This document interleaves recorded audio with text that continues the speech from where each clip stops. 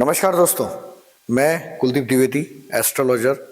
आपके लिए weekly horoscope 2 Feb से 8 फेब के बीच में वृश्चिक राशि वालों के लिए किस प्रकार से जाएगा ये सप्ताह और क्या जो ग्रहों की चाल है वो इम्पैक्ट कर रही है आपके जीवन को, उसके बारे में बात करेंगे। सबसे पहले ग्रहों की पोजीशन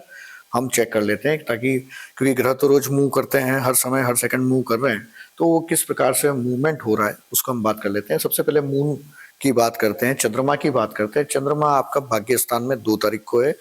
3-4 को केतु के साथ कॉम्बिनेशन में आएगा आपका 10th हाउस के अंदर, कैरियर के अंदर, और 5 और 6 तारीख को आपका लाभ भाव में आएगा, मतलब कि जो बेनिफिट्स होते हैं उसके अंदर कन्या राशि के अंदर आएगा, और 7 और 8 तारीख को ये 12th हाउस में मूव करेगा। बुध और शुक्र, स्पेशली 3 तारीख को बुध और 5 तारीख को शुक्र जो है वो भी मूव कर रहे हैं। राहु की पोजीशन सेम है, केतु की पोजीशन सेम है, सूर्य और मंगल सेम स्थिति में, मंगल बुध और शुक्र अस्त है, और शनि जो है वो आपका 5th हाउस के अंदर विराजित है। कैरियर पॉइंट ऑफ व्यू से बात करेंगे तो कैरियर के लिए हम क्या देखते हैं, 10th हाउस। 10th हाउस किन के लिए, जो भी कैरियर है आपका, प्रोफेशनल लाइफ, लेकिन जॉब वालों के लिए हम 5th हाउस देखते हैं। तो अगर बिजनेस आप करते हो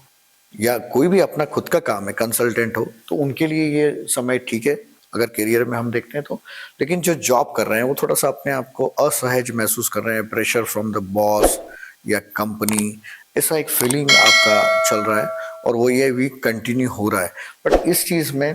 आप अपनी तरफ से कोई एक्स्ट्रा, मतलब कि कहाँ पे क्या चीज़ को मूव करना है और कहाँ पे चीज़ को रोकना है, उस चीज़ का आपको ध्यान रखना पड़ेगा। क्यों? क्योंकि क्या होता है, जल्दबाजी में या मतलब आप एफर्ट्स कर रहे हो ये दिखाने के चक्कर में आप गलती कर सकते हैं, तो बहुत ध्यान से मूव करिएगा। अगर हम स्टूडेंट्स की अगर बात करें तो शनि यहाँ पे मीन राशि के अंदर, शनि आपका जो विराजित है, और शनि की जो दृष्टि है आपके 11th हाउस में, तो बहुत सारे ऐसे बच्चे हैं जो जैसे ग्रेजुएशन में हैं, मतलब कॉलेज लगभग कंप्लीट है, तो उनके मन में पिछले कुछ समय से जद्दोजहद आ रही है कि फटाफट से पैसा कमाना शुरू करें। देखो, पैसा पूरी जिंदगी भर कमाया जा सकता है, लेकिन आप 60 साल की उम्र में किसी यूनिवर्सिटी में पढ़ने नहीं जा सकते। तो इसलिए आप अपना कंसंट्रेट करिए पढ़ाई पे। पढ़ाई पे कंसंट्रेट इसलिए करने की जरूरत है क्योंकि शनि यहाँ पे आपके रिजल्ट को डिले करता है, कम करता है, एफर्ट ज्यादा मांगता है, तो वो एफर्ट्स को यहाँ पे करने की आपको जरूरत है। हेल्थ की बात करेंगे हम। हेल्थ जो है वो यहाँ पे मंगल अस्त है, 3rd हाउस के अंदर है, तो यहाँ पे स्पेसिफिक जैसे शोल्डर की प्रॉब्लम हो गई सप्ताह के अंदर,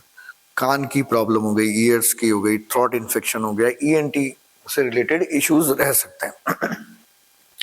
लव एंड रिलेशनशिप की बात करेंगे तो love and relationship it is okay, लेकिन अभी ऐसा कुछ दूरियां लग रही हैं, मतलब जब चाहे आत्मिक रूप से, मानसिक रूप से थोड़ी दूरी बनी हुई है,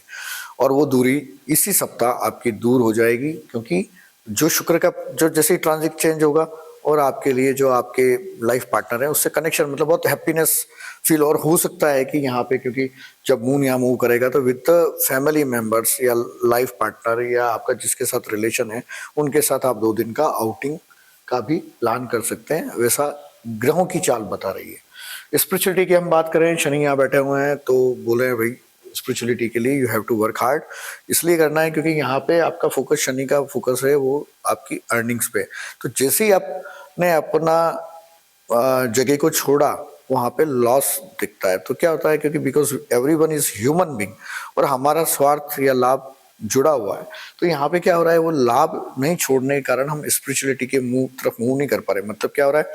कि मंदिर जाने का समय नहीं मिल रहा, कोई पूजा पाठ करने का समय नहीं मिल रहा, तो वो थोड़ा सा स्ट्रगलिंग अभी दिख रहा है। लेकिन फिर भी क्योंकि एक साथ है सब सने, अगर ईश्वर की कृपा हुई तो फिर भाग्य या जो आपके जीवन में जो भी तरक्की होनी है वो उनके लिए बहुत क्षण मात्र समय का काम है, तो इसलिए उधर भी थोड़ा सा ध्यान लगाइए। तो अब रेमेडी यही आ रही है, रेमेडी ये आ रही है कि पूरे सप्ताह मंदिर आपको जाना चाहिए, समय मिले न मिले 10-5 मिनट आपको कोई भी, जो भी आपके इष्ट देव हैं उनके